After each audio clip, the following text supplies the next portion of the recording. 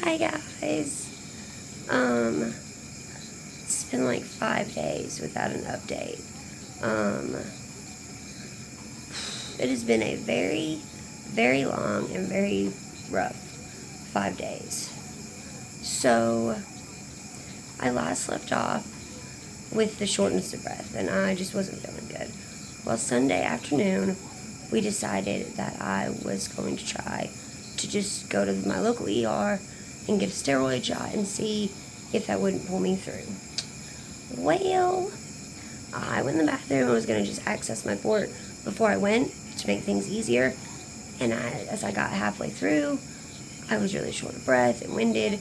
My cheeks were red, and I just was not doing so well. Upon walking out of the bathroom, I had to go to my knees real quick, and I just could not quit gasping for air. So, JJ actually had to call the ambulance, and they got there and got me loaded up. My O2 levels were normal, but my heart rate was extremely high, and I was having to just, in order to keep my oxygen level normal, I was really having to work hard. So we got me to the local hospital. They could not bring me to my clinic hospital because I was not stable enough on transport. So they had to take me to my local, and then we had to transfer me again. But when I got to local, they did, the general blood work, x-rays, all that kind of stuff. Got a breathing treatment going, a blood gas done. For those who know what blood gas is, where they go in the artery in your wrist, and they take blood to make sure your body is balancing oxygen and carbon dioxide the right way or whatever. So they did all of that, and it took about 45 minutes of being there to finally catch my breath, which was hard. I was very exhausted. And then around midnight, they finally got an ambulance there and transferred me up to Vanderbilt, which is where I'm at now. The next 2 days were pretty rough. I was having random spells of breathlessness with the same characteristics of I would just get short of breath and then I couldn't recover. Any movement seemed to do it to me. So whether it was a coughing fit, sitting up in bed, trying to get to the bathroom, it didn't matter what it was. I was just going into an all-out coughing fit, and it was really bad. I was scared a few times. They talked Monday a good bit about putting me in the ICU, but I was recovering, so they didn't. Well, on Tuesday, things just seemed to get a little worse. I was breathing worse. I just could not get out of pain, which was causing other issues, because then when I was in pain, I wasn't taking a deep enough breath, and the pain was causing my high heart rate to go even higher, which, so I was at 150, 160, and, not exercising, that's not a good thing. And my O2 level was staying barely at 90 with a mask all the way cranked up to 10 to 15 liters. So, and if you're on that much oxygen, they really like to put you in the ICU, just because you need to be monitored. So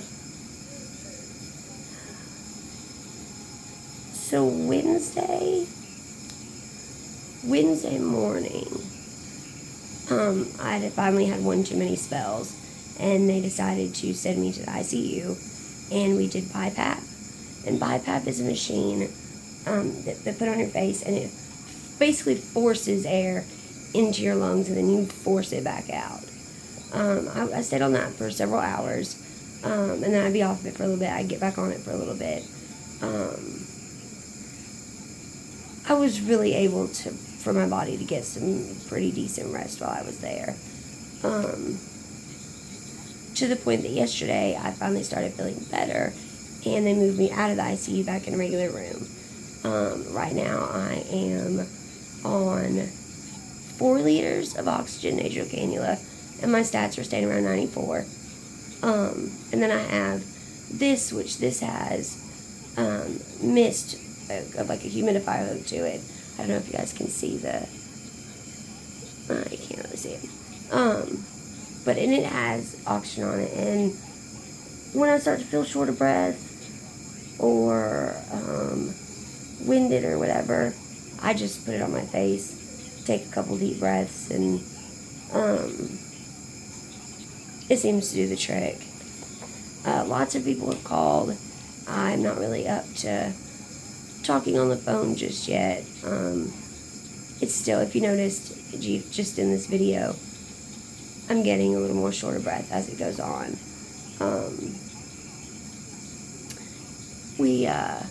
I have been running a fever on and off, which is really unusual for me. So we've been paying attention to that. My cultures came back today, and I'm not growing standard CF bugs. So that is good news. It's good to know that this isn't MRSA, this isn't Pseudomonas, this is not normal stuff. Apparently, I'm culturing Streptococcus pneumonia. Regular, plain old Jane, normal people pneumonia. Which is weird. It's crazy weird. The doctor was found it unusual. So, and I'm also something else. What did he say? Rachi? I think he said Rachi or Raja or Raja. Some other weird bacteria that is also not normal. The good news is they're extremely sensitive to the antibiotics. So we were able to use less antibiotics, less harsh antibiotics, which has been very nice. Still having a lot of issues with my allergies. I don't know if you guys can tell, but my eyes are very swollen and itchy and red, and my nose has been stuffy. I feel like I'm living on Benadryl. Because without it, I can't breathe at all. So, but I'm starting to feel better. We are definitely. Sorry about that, guys. Speaking of Benadryl, she was actually just coming in to give me my dose.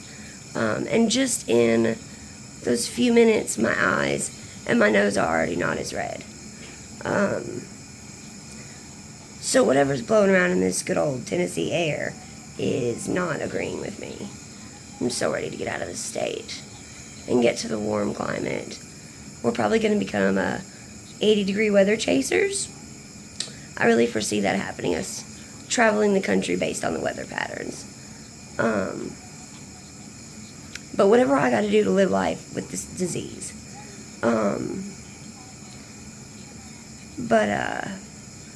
So let's see, it's allergies, cultures.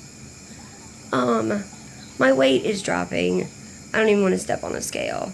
I can just tell by how loose my clothes are fitting, but my heart rate has been going between 125 and 160 beats a minute for the last 5 days. So it's like my body is in permanent workout mode, and no matter how much I eat, I'm going to burn lots of calories. So we're doing tube feeds per usual, 24 hours a day. I am hooked up to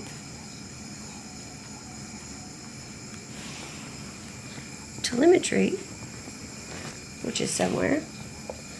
This fancy pants little machine. Turn it on for y'all and show y'all. So, and it just tells them what my heart rate's doing and kind of lets them keep an eye on it. So,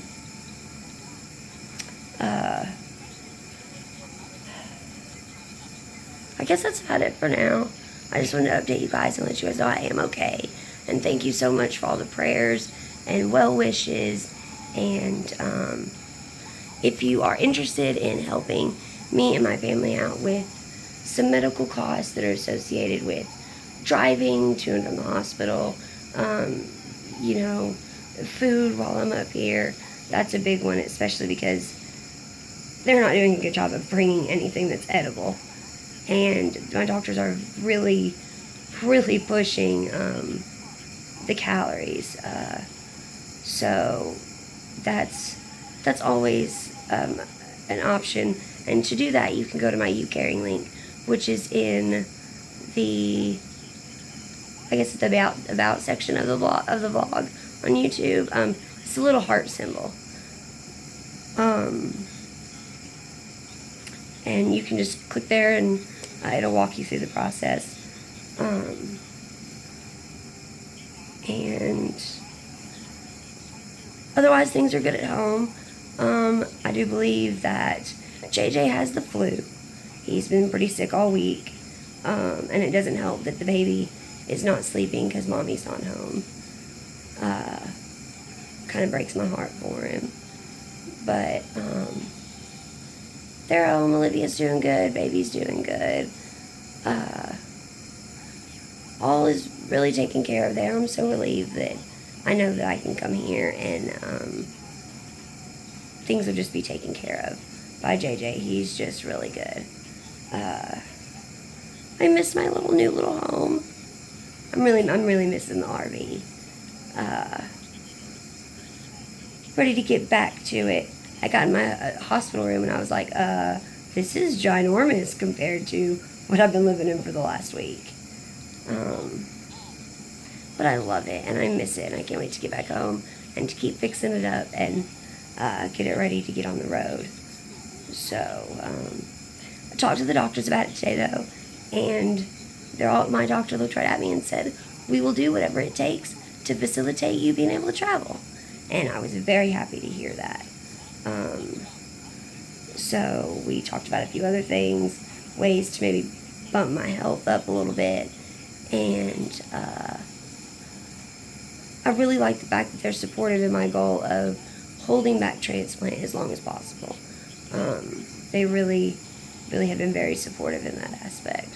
And I'm super grateful. I love my doctor. He is just the best. He doesn't belittle me for believing in natural medicine. He has been very open to things I've suggested to him. So I'm really grateful just how things are going with the clinic up here lately. It's been very impressive. We talked more about getting my portable oxygen concentrator, which is going to be key for us in order to be able to travel.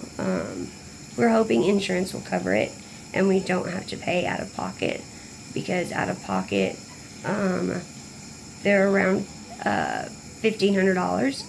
I found one that was cheaper, but it was from like a sketchy China website, and wholesale cheap medical equipment just doesn't sound like a good idea. So we're going through who supplies my regular oxygen supplies.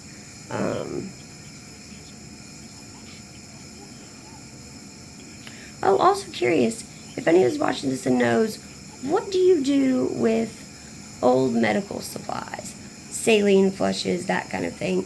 I hate to just toss them in the dumpster, but I don't think I can donate them. So if you know, leave it in the comments and give me an idea on what I'm supposed to do with it. I really just hate to trash it all. I know that kind of stuff doesn't belong in the landfill.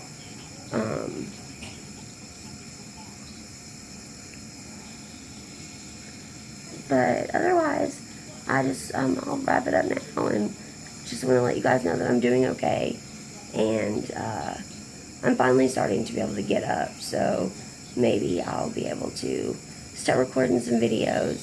I really do apologize for not vlogging. Like I said, it's just been I've been climbing mountains this week, folks, and they have been very steep, and they have caused many setbacks, and but it's good to know we have the bacteria isolated now, so we know what we're doing will treat it. So I should start improving very rapidly. So, I guess that's about it for now. And I will see you guys tomorrow. Good night.